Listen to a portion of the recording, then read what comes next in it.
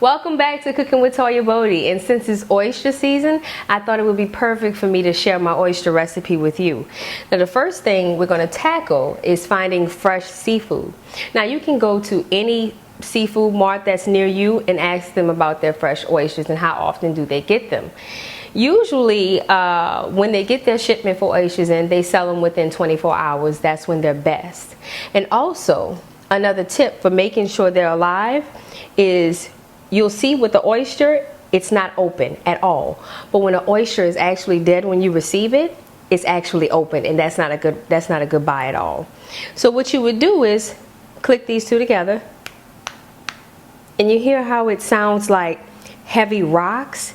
It's not a hollow sound, but a dead one would give you a hollow sound. So these two are alive and ready to go.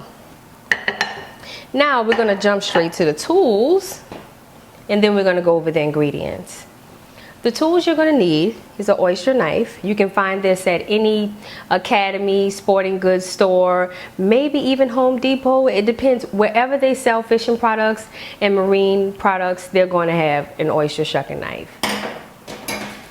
You need tongs, because the oysters will be really hot since we're doing them in the oven. And these protective gloves. You can get these from the sporting goods store as well, in the marine and fishing section. And they're really thick, and they help you because they help you grip the wet oyster. And you grip it in your hand, and you can pry it without it slipping and cutting yourself. Now we're going to go to the ingredients. What we have here is, you can either, with oysters, with the charbroiled oysters, there's a butter sauce that comes with it at the end when it's done, and it's very tasty. You can use two things with that. You can use fresh French bread, or I found these jewels of crackers, bacon flavored crackers, and it has like a hint of a smoky taste to it, and it's quite perfect with the Parmesan cheese and the butter and the garlic.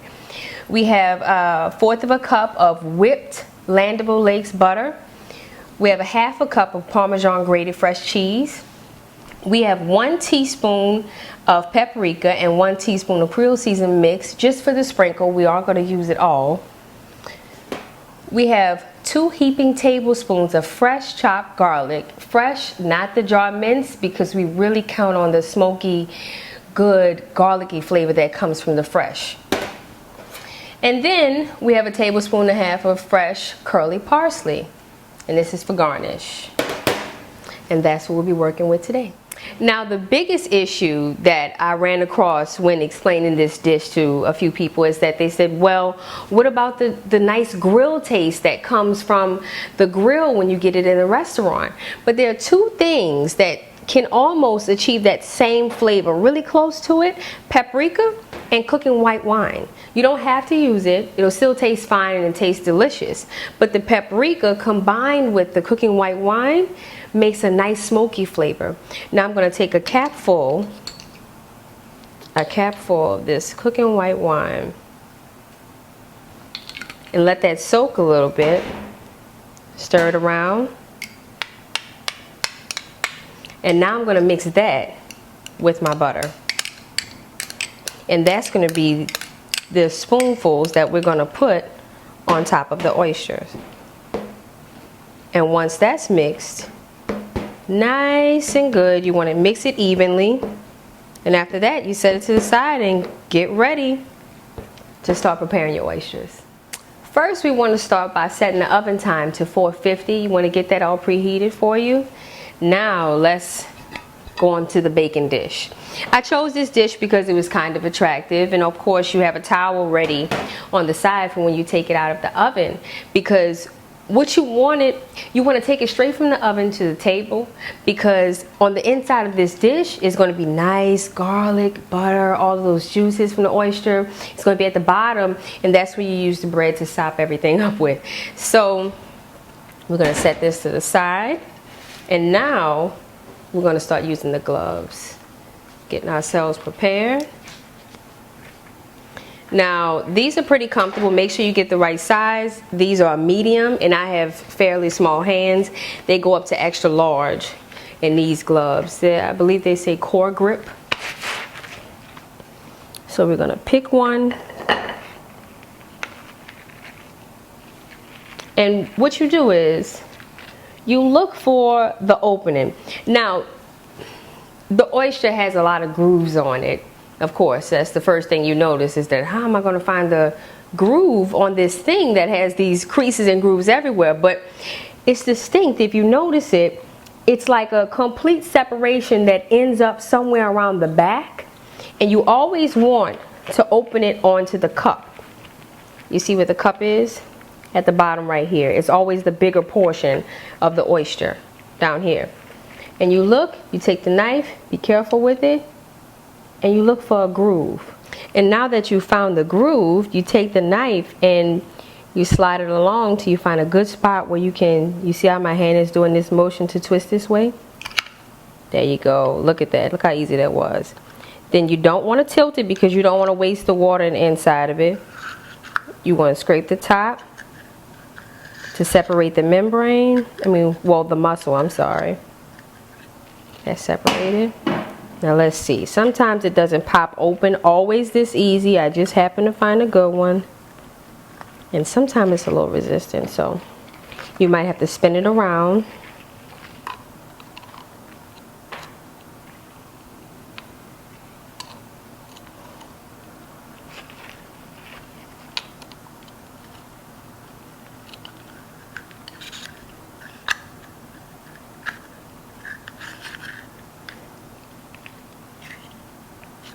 There we go.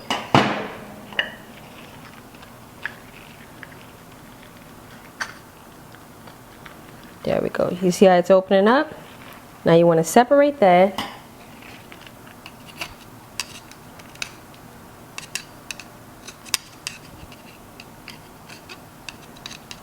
You see that muscle? There we go. And you're still preserving those liquids, and that's what you want to do. You want to do that. Okay. Now you move this shell. Set this off to the side. Take the towel. Get any debris that you see. You know, it came from the water, so sometimes there's going to be a little dirt. You just want to clean that up. I got a whole heaping spoonful. Got this butter knife to help me level it off some. Want about that much on each one. We're going to repeat the process all the way through until you're done. More on that one. Grab some more. And then right after this, we're going to add the seasoning mixture that I mentioned earlier. The Creole seasoning, paprika. And right now, this is the whipped butter and garlic and cooking white wine. And again, you don't have to use the white wine. You know, that was just my suggestion of creating that flavor, that smoky flavor that you might want. Since that's a big one, you might use a little more because it's going to melt down and cook all nice and neat.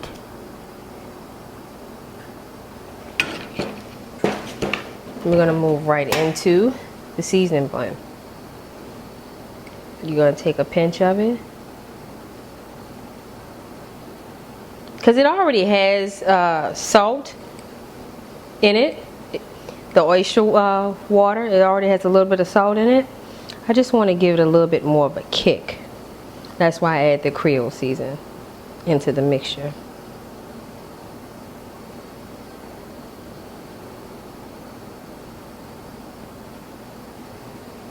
There we go. Alright, so we're ready to go. The oven is prepared at 450 and we have the oysters ready, and it's going to bake for a total cook time of 15 minutes, and at 10 minutes we're going to open the oven, sprinkle the parsley and the Parmesan cheese on top, pop it back in for 5 more minutes. It's going to get nice and bubbly, and then that's when it's going to be ready to serve.